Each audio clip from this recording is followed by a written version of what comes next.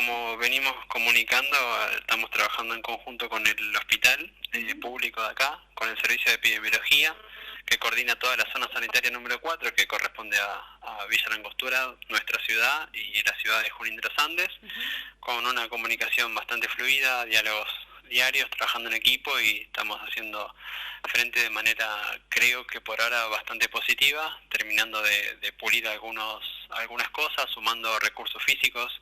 Hoy terminamos de inaugurar lo que sería toda la instalación para la sexta cama de terapia intensiva, y a partir del día de mañana ya tendremos disponible una sexta plaza. Y venimos, creo que bien, y estamos contentos por poder trabajar en equipo y poder contar con la ayuda del hospital y de epidemiología de la zona. Notificamos en el parte que divulgamos para la prensa el día de ayer un ingreso desde Villa La Angostura, un señor que es habitante de Villa La Angostura que tiene un cuadro sospechoso de COVID. Estamos esperando para estas horas de la tarde ya el resultado definitivo de las muestras que se enviaron. Los estudios son complementarios, se unen a lo que se llama probabilidad pretest. O sea, antes de vos hacer un test, vos estás pensando en base a algunas cosas clínicas y epidemiológicas. Por ejemplo, si vos venís desde Buenos Aires y tenés fiebre, la sospecha es muy alta, ¿sí? Y quizás con un tipo de estudio ya es casi suficiente. Cuando la probabilidad no es tan alta, en este caso teníamos dudas desde la epidemiología, están terminando todos los estudios epidemiológicos, que son muy complejos porque tienen que ir recabando datos, hablando con personas, y están terminando de definir bien el riesgo epidemiológico, sumado a nuestra sospecha clínica. Terminamos de sumar todo eso al pedido inicial, porque uno primero tiene que definir si va a pedir o no el análisis para COVID.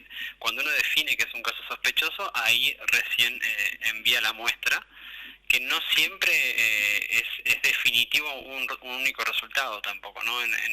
Uno puede tener pacientes, como ya hubo en Buenos Aires, pacientes que tienen hisopados iniciales o un hisopado inicial negativo y un segundo estudio positivo. Claro. Y en base depende a cómo está el paciente y a toda la evaluación que uno hace, es que uno le va pidiendo el segundo hisopado o más pronto o más tarde. Siempre, en general, siempre se piden por lo menos 2 muestras con diferencia de 48 horas. Ahora estamos por sacar el comunicado oficial, pero te puedo adelantar que no tiene grandes cambios con respecto al parte que emitimos ayer. Está conectado a un respirador artificial y necesita de la asistencia respiratoria por una insuficiencia respiratoria, que es la que tuvo ya en el ingreso al hospital de Villa La Angostura, y que de manera muy precisa, muy correcta y muy pronta asistieron e iniciaron la asistencia respiratoria mecánica en Villa La Angostura.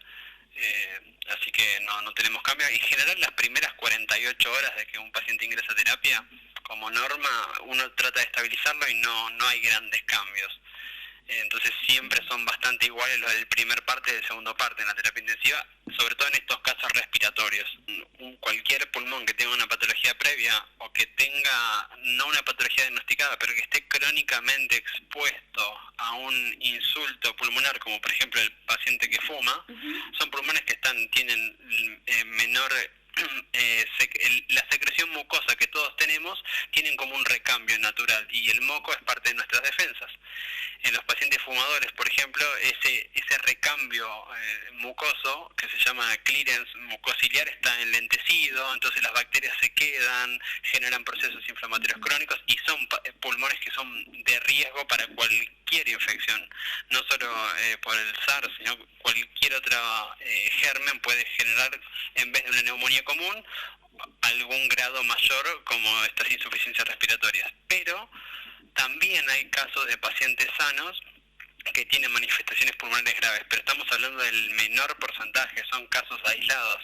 En general, lo que se está viendo en esta epidemia de COVID es que el comportamiento es muy similar a lo que vivimos en el año 2009 con la epidemia de H1N1, y a su vez con una epidemia muy similar que hubo en el 2003, que fue con otro coronavirus, que fue en Medio Oriente, y que también demuestran algo muy similar. En jóvenes en general no es muy grande la afectación, aunque hay casos graves, y lamentablemente la población de riesgo, el paciente añoso, el paciente tabaquista, el paciente asmático, el paciente de EPOC son los que tienen más riesgo.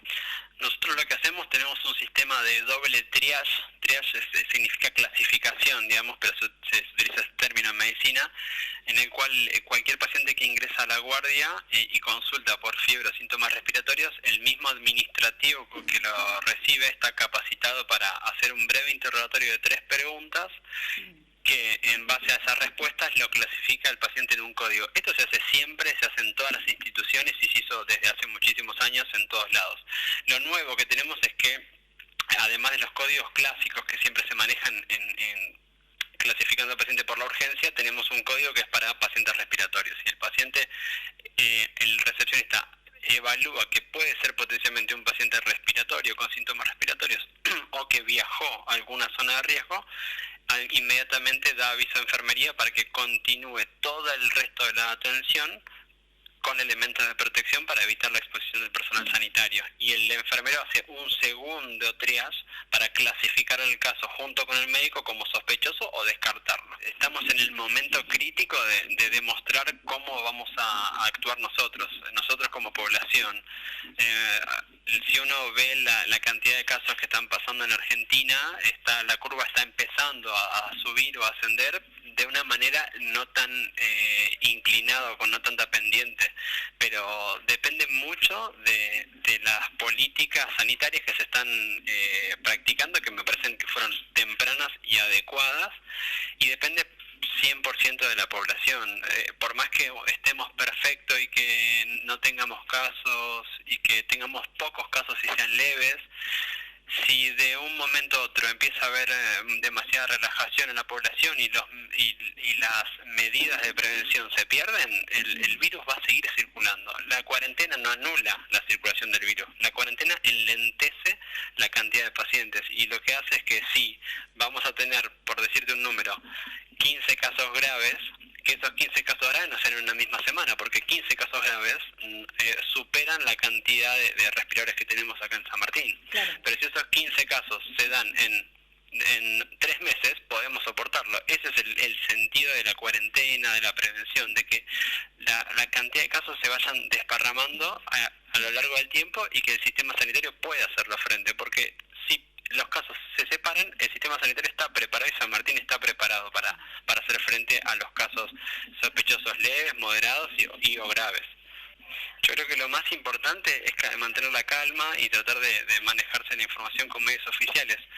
Para cualquier vecino de la ciudad, entrar al Ministerio de Salud, a la página de internet del Ministerio de Salud, no tienen que pensar que es algo para profesionales. La misma página del Ministerio de Salud de la Nación, de nuestra nación, de Argentina, tiene un apartado que es muy sencillo, que explica todos los cuidados que tiene que tener un ciudadano. Y también el Ministerio de Salud de la provincia de Neuquén puede entrar el ciudadano y leer desde un lugar oficial cuántos casos hay, para no entrar en pánico, para no tener miedo, para ver las recomendaciones que van actualizando. Es algo muy sencillo, y lo que creo que no hay que hacer es evitar reenviar informaciones de WhatsApp. No hay que guiarse con los audios que vienen o que dicen venir de España, de Italia, sobre todo porque ellos están en otra fase de la infección. Ellos están en una fase epidemiológica distinta a la nuestra, en el cual las recomendaciones son distintas. Nosotros estamos en fase de contención y ellos están en lo que se llama fase de mitigación de la enfermedad. Las políticas son totalmente distintas, el manejo y las recomendaciones de prevención son distintas.